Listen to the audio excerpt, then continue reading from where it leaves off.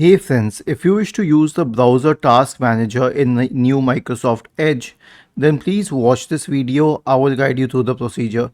Now here's the interesting thing. We know about the task manager for Windows, but yes, browsers have their own task managers. Not all browsers, but Chromium based browsers definitely have their own task managers. Now let's say that I have opened a video and let's say I have opened another channel.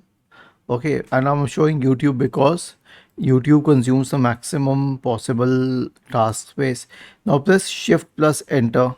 I'll repeat Shift plus Enter. This will open the task manager. It shows its memory usage, CPU usage, and network usage, which is quite low right now. But let us say I tried playing a video, then it would be much higher. So this will help you analyze the process ID and it will also allow you to end the process.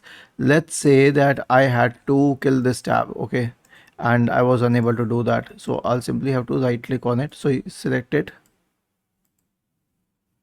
and then click on end process and that's gone. See,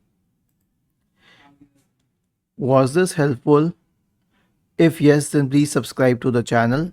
And if not, then let us know in the comment section of the video on how we could help you further. Thank you for watching this video and have a nice day.